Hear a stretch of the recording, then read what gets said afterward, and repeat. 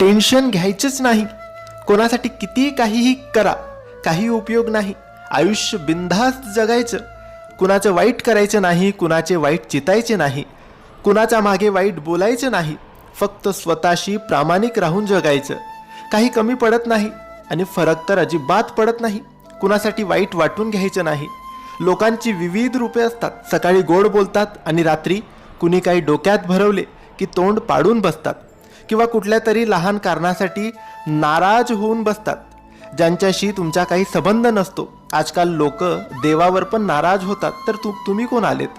कुणी कितीही वाईट बोलो किंवा वाईट करण्याचा प्रयत्न करो, कुणाच्या आयुष्यात डोकवायचं नाही आणि कुणाविषयी मागे वाईट चर्चा करायची नाही. फक्त स्वतःबरोबर दुसऱ्यांचे हित चितायचे. कुणाच्या पुढे पुढे करायचे नाही. जिंदगी मस्तीत पण शिस्तीत जगायची. श्री स्वामी समर्थ.